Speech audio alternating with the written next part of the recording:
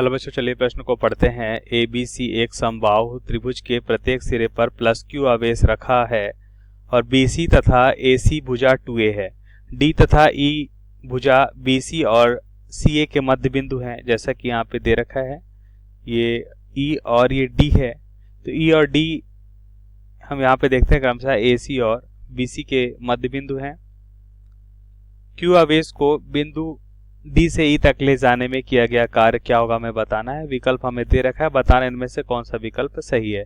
तो इस प्रश्न को समझने के लिए सबसे पहले प्रश्न की मुख्य अवधारणा को समझेंगे। मुख्य अवधारणा हम देखते हैं, अगर हमें कार्य और विभव के मध्य संबंध देखना है तो उसके लिए जो सूत्र होता है वो क्या होता है, कार्य हुआ, या हम ऐसा देखते हैं क्यू आवेश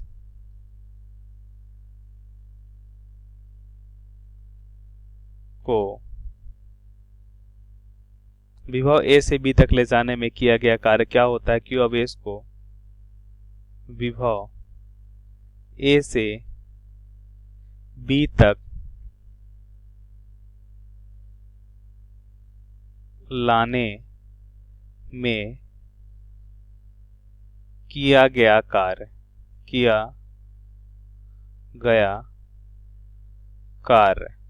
क्या होगा। इसे हम W से लिखें तो यह हो जाएगा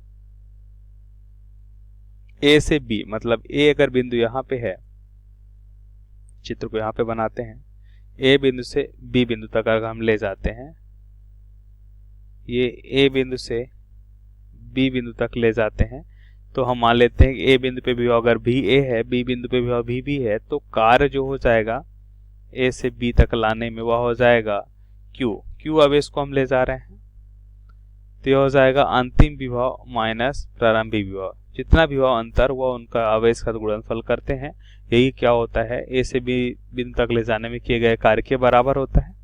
अब प्रश्नानुसार उत्तर को समझते हैं। हमें क्या दे रखा है, यहाँ पे हमें दे रखा है कि प्लस क्यू आवेश है। अब यहाँ पे हम डी से ई ले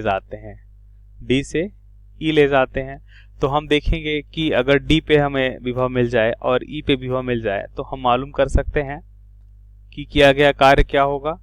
तो इसके लिए सबसे पहले हम देखेंगे डी बिंदु पर विभव, डी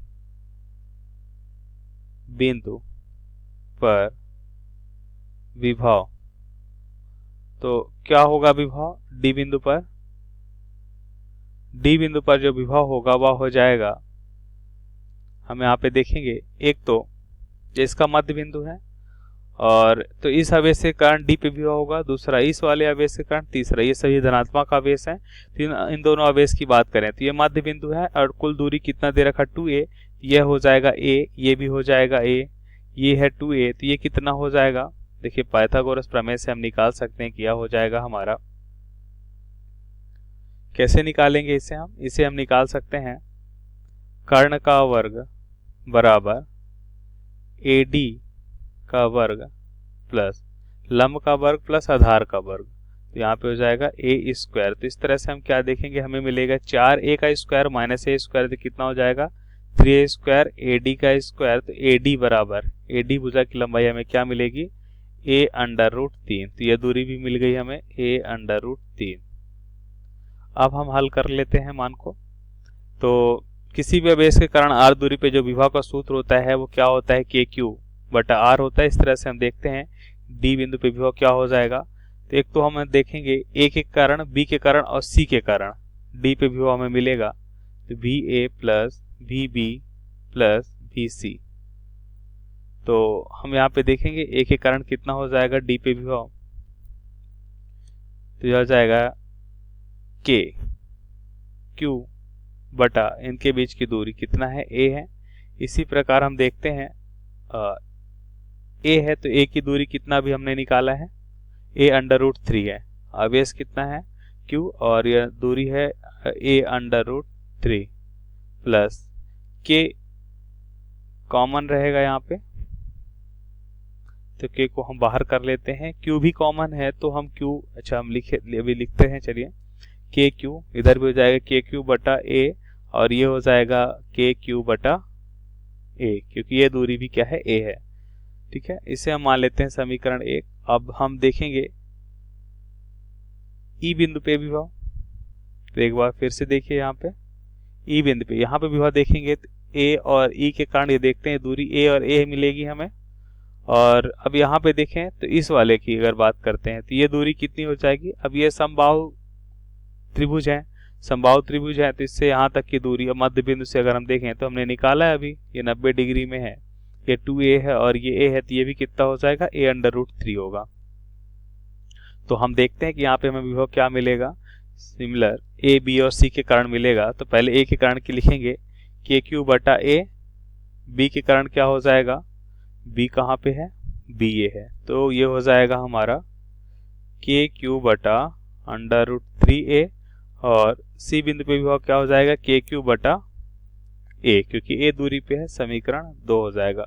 अब कार्य देखते हैं, जैसा कि मुख्य अवधारणा में हमने देखा कि कुल कार्य क्या हो जाएगा, W बराबर हो जाएगा Q इंटू डेल्टा, D से E तक ले जा रहे हैं तो अंतिम विभव माइनस प्रारंभिक विभव।